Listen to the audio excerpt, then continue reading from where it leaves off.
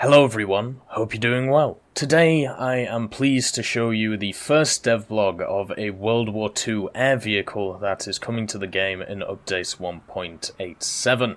The SM-92 is going to grace our shores, and well, probably at the start of March, that is my guess for when this update is going to come out. And since we had the SM-91 from earlier, last year, now it is time to increase the prototypes that will be available for Italy. So if you don't know about the SM-92, the best way to put it is that it was an extension of the SM-91 project. The problem that the SM-91 has, if you've actually flown it in game, you might have actually experienced these problems. The top speed of it, and of course the actual climb rate of it, is not great because it's a pretty heavy machine. And obviously around 42, 43, machines such as the Mustang and the Thunderbolt start really ramping up and changing the air battles, also the P-38s, when you throw those things into the ideas. So this plane, even though it had a lot of interesting stuff to it, the fact that it had the radio-controlled turret,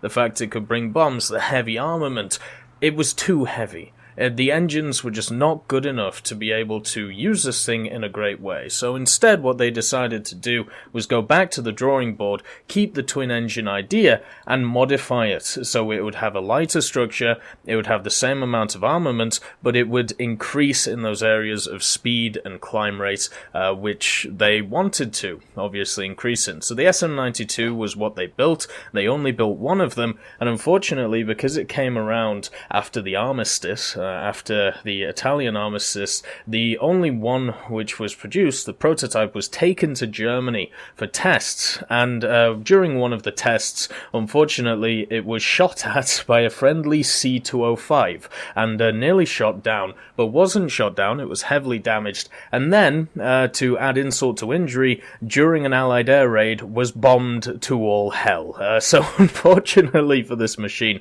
we do have pictures of it, we do have some flight data of it, which is great, but unfortunately it didn't survive the war, mainly thanks to its own allies, and also many thanks to the pilots who bombed the living hell out of it. So let's have a chat about it. Let's have a chat about its weaponry, its place in the game, and also what will it do not just for air forces for Italy, but also ground forces. The first thing to understand is the SM-91, you have the two prop heads, and then you've got the central cockpit in the middle. Well, with the SM-92, they've changed that. As you can see, they've got rid of the central mount and put one of the, the cockpit, I should say, just on top of one of the prop hubs, very similar to the Bf-109Z, which you can find in the German tree, or the F-82E, which is also in the American tree. So this is the Bf-109Z. You can see it has only one cockpit, and that was basically the idea of it, a tandem plane in a way, if you want to see it like that. And then the F-82, it actually has two cockpits, one for the navigator and the other for the actual pilot. I believe they both had controls, just in case they required them, but they did not have to control it at the same time. So yeah, this was kind of the last, in my opinion, big evolution of World War II when it came to the dual cockpit idea. And when we look at the Bf-109Z, that was the German idea. Obviously, the one we have in game is not very historical, but, we do have, they did try and create some Bf-109Zs, and then you have the HE-111Z, if you've ever seen that monstrosity, and of course, the Italians tried their way at it as well. Even though the Italians, they not really surrendered, but they signed the armistice, midway through the war. They do have a ton of really interesting designs. We've talked about the RE-2005 in the past, which hopefully eventually comes. Same with the SM-92, the SM-91.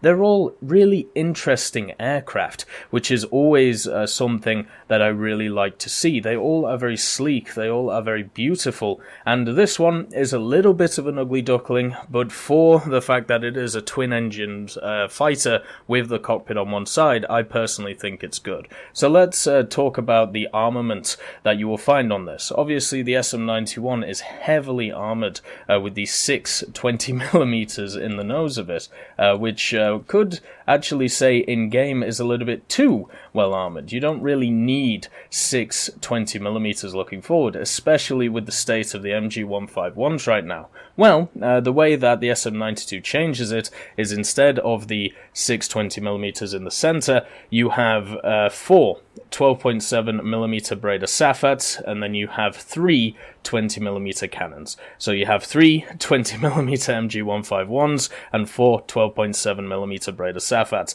Even though this is technically a downgrade over the SM91, it is still a ton of damage. And you can see that some of them are centrally mounted here, and then others are mounted in the props, or sorry, I shouldn't say props, but you know what I mean, in the areas over here around the prop hubs and the engines. So overall, you don't have to worry about the guns being like out here on the wingtips or anything like that, like the Javelin has to deal with. Instead, it's quite closely centrally mounted, not centrally mounted as the the 91, but it's still good enough. You won't have to worry too much about convergence. Another thing that is interesting is looking at this picture, how the bombs are mounted. So it does say in the Devblog that the SM92 keeps the secondary armaments that the SM91 has, so we can expect it on top of the gun change to either carry 6 50 kilos or 6 100 kilos. But the thing is, when I look at this picture, these are two quite girthy bombs. You know, they're quite large, at least compared to the little squibblers that we have here. So we may be even seeing something a little bit larger, maybe a 250 from this machine. So that might be something to look forward to. But yeah, what we're getting here is a very similar design to the 91, but it's going to be lighter. It's going to have more speed behind it, and it's going to be able to climb faster, which is something great. As you can see, going up to 615 kilometers an hour at medium altitudes, and the maneuverability and climb rates were also improved. A lot of people were singing the praises of the SM91 when it first came out. Me, I definitely see it as a middling of the road fighter. I do think it's very fun to use, but it's all about the setup with this fighter and a lot of other fighters, and the problem with it is against a lot of enemies, it's quite hard to get that setup. Against Spitfires in general, there's really not a lot you can do to set up once you get out-climbed, and that is the key thing. The climb rate on this is just not good enough to be able to compete with a lot of the enemies that you face as in an up tier and even at your BR. If you are able to get above them, then you kind of can deal with them like a P38 can, where a P38, if it gets above you, it's very hard to shake that P38 off, and you pretty much just have to make sure to get it to use its rudder instead of its elevator to fight you. So basically going horizontal instead of more vertical when you're fighting it. Once you make it so it's forced to use the rudder more than the elevator, then it really struggles to get its guns on target. The other thing to talk about as well is the turret at the back is definitely reduced in the 91. So with in the 92, the 91 has this wonderful little radio control turret which can move a lot, around and above the 91. Generally, I feel like not many people use it, but it is still there. When we look at the 92, though, this is all you get. You get a big bulge, which is part of the elevator, and I don't know how this will affect the surfaces of the elevator, but yeah, this gun is just kind of sat there by itself. It reminds me very much of guns from specific other Japanese bombers and stuff like that, where the Japanese bombers at the back of them really don't have a lot of room to maneuver, and as long as the enemy isn't directly behind you, like this guy here, if the enemy is not directly behind you, then it's kind of hard to get, the shots on target. Maybe a better example could be the Key 109. Let's just see. Whoops. But yeah, basically just a very, very small little area. Well, the Key 109 is not too bad, but a very, very small pinprick of an area from it, meaning that its whole shooting behind it is not going to be great. But the thing is, the big nice thing is one of the issues with mounting a turret here is the fact that your elevator actually gets in the way of the shots. Well, if you inbuild it into the elevator, that's not going to happen. So at least you'll be able to shoot straight behind you, if not anything else. And according to this as well, the heavy machine gun turret at the back has a vertical stabilizer on it. I have no idea why it would need that, but it does have that, which is at least nice for it. You can also see you have elongated areas at the front. These engines are already quite elongated, but it's definitely exemplified with this style of aircraft. You can see here are the 3 100s on each wing, so that would be the 6 100 slots. It also has air brakes, which is also a nice little thing to add on, I suppose, and then of course the bombs in the middle. So there's a ton of stuff going for this aircraft. It has a great and interesting history around it and follows a lot of Italian aircraft, as I've talked about before, where they just have really interesting designers in Italy. I don't know how else to put it, but when it comes to their aircraft, unfortunately with the ground forces design, it was a little bit of issues all over the place with production, and then obviously designing was an issue as well. But with the Italian aircraft, they were amazing at designing them. Now, yes, they didn't have the resources, and a lot of them came at the wrong time. But marvels such as the C205, the C202, the SM series, some of the Reggianis, they're all really interesting to look into from the historical point of view. And what is really nice is they actually leave a little bit of a thing where basically these guys here helped for the information for the SM-91-92 aircraft. So it's really nice that Gaijin is actually putting in a reference here to be like, hey, you know, this is where we got a lot of the information over here.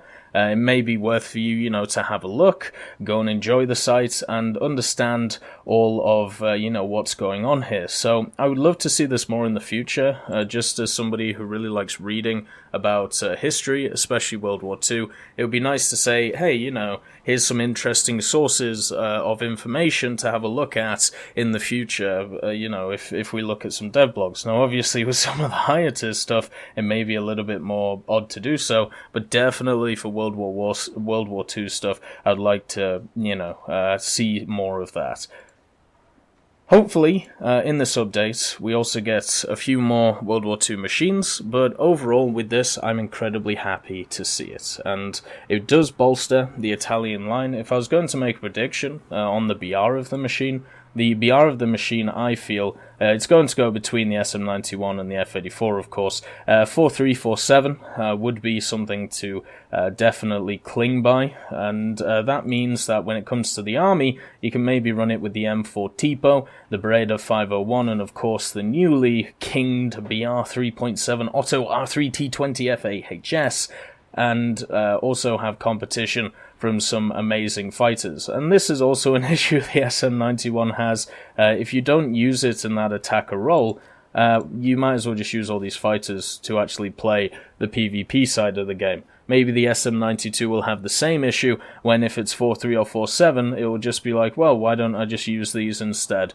Because the guns aren't heavy enough to be able to kill enough ground targets to be useful. But we'll have to cross that bridge when we get there. I'm just very happy to see the first Devblog, which is an air one or a ground one, which focuses on a World War II vehicle.